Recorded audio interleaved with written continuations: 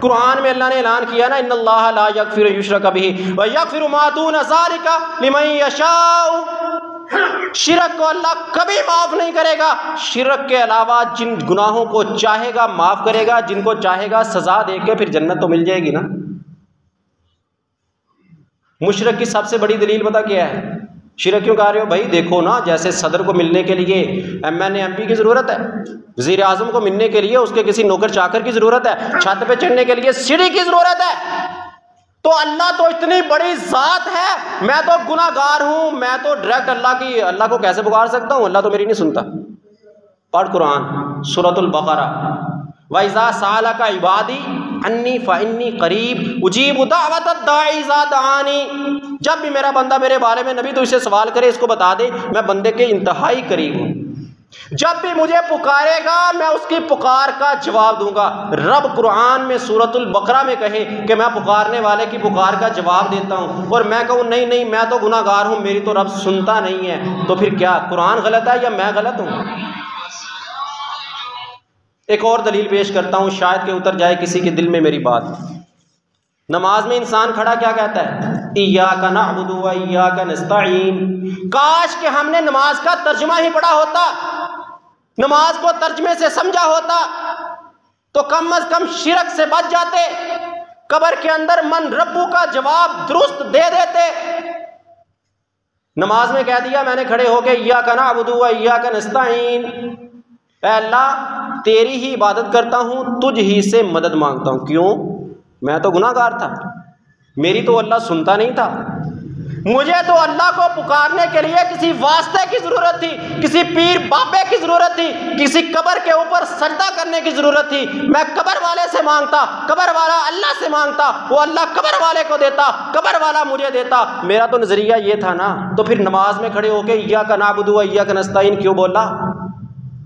किसी कब्र वाले का वास्ता देना, तू तो गुनाहगार है, पुकार नहीं सकता।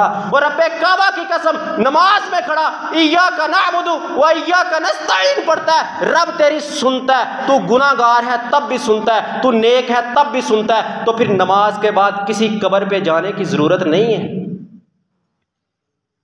औलाद मांगनी है तो अल्लाह से मांग, रिज़्क मांगना है तो अल्लाह से मांग। मन रब्बुका, रब का लफ्जी माना क्या है? पालने वाला, रिज़्क देने वाला, पालने वाला, कफालत करने वाला, तेरी जिम्मेदारियां उठाने वाला, वो तो रब था। अगर तूने अपनी जिंदगी में रब को रब मानना था, तूने रिज़्क अल्लाह से मांगा, औलाद अल्लाह से मांगी, अपनी हाजात मनाजात ज़रूरियात सब अल्लाह से पूरी करवाता रहा था, तो फिर कब्र में तेरी ज़बान से निकलेगा अल्लाह रब्बी रब्बी अल्लाह। अगर तू अल्लाह के साथ दूसरों को शरीक करता रहा, अल्लाह के सामने सजदा रेज़ भी होता था, कब्र के ऊपर हाजिरी भी देता था, अल्लाह के सामने झुकता भी था, हाथ अल्लाह के सामने भी उठाता था, लेकिन नजरो नियाज भी चढ़ाता था, तो फिर ये अकीदा तो मुशरिकीन मक्का का भी था। उन्होंने काबे में जो 360 बुत रखे थे, काबे में रखे थे ना, अल्लाह को भी पुकारते थे, 360 बुतों को भी पुकारते थे। अगर यह अकीदा दुरुस्त था तो फिर फतह मक्का के ऊपर नबी मोहम्मद सल्लल्लाहु अलैहि वसल्लम ने 360 बुत झाड़ू की तरह निकाल के बाहर क्यों फेंके थे? उन्होंने बुत जमीन के ऊपर रख के ताजीम की थी, और हमने मनो मट्टी तले दबा के उनकी ताजीम शुरू कर दी। ओ भाइयों, वही दरबार, एक बात जहन में आगे करता चलूं, बड़ा अहम सवाल है मन रब्बू का। पहला सवाल कब्र के अंदर जो किया जाएगा, सैलाब आया दरबार डूब गया, जलजला आया दरबार खत्म हो गया। क्यों भाई? ये तो तुम्हारी हाजात पूरी किया करते थे, तुम्हारी जरूरियात पूरी किया करते थे, अपने दरबार को क्यों ना बचा सके? फिर मैं अगर यूं कहूं, जो इब्राहीम अलैहिस्सलाम ने अपनी कौम को कहा था बल फ़अलहु कबीरुहुम, कि दरबार वाले उस बाबे ने सैलाब खुद मंगवा के दरबार डबो दिया। जल्जले की वजह से दरबार नहीं फटा, दरबार नहीं गिरा, बल्कि इस बाबे ने, इस पीर ने खुद गिरा दिया।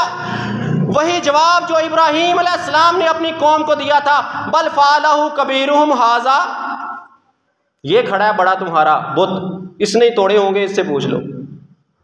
बम धमाका हो गया दरबार पे, क्यों भाई? बाबा जी ने उठा के बम बाहर क्यों नहीं फेंक दिया? वो तो तुम्हारी जरूरियात भर लाते हैं, वो तो तुम्हारे मौला है, तुम्हें रिज़्क भी देते हैं, औलादें भी लेकर देते हैं अल्लाह से, फिर अपने दरबार को एक बम से ब्लास्ट होने से क्यों ना बचा सके।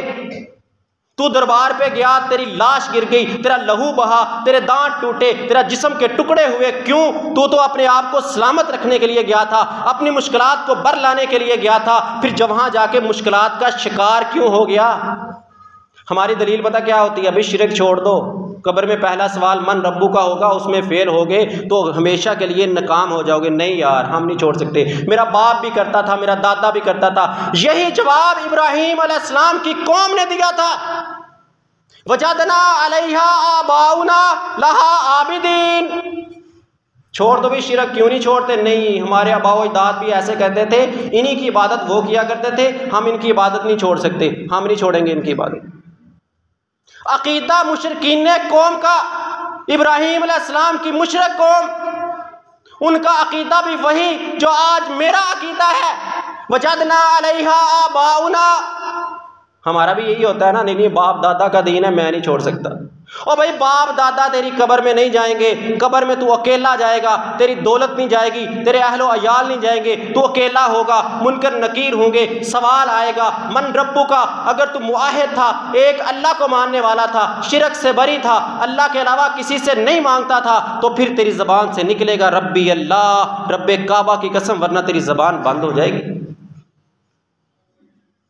मुशरिक का दर्जा, एक मुशरिक का मुकाम जानवरों से भी कम है। रब का कुरान कहता है बलहुम अज़ल, जो आयात को सुनते हैं समझते नहीं हैं, गौर व फिक्र नहीं करते, तदब्बुर नहीं करते, उनका मुकाम कुरान ने कल अनआम बलहुम अज़ल, जानवरों की तरह। फिर कहा नहीं, बल्कि जानवरों से भी बदतर है। क्यों?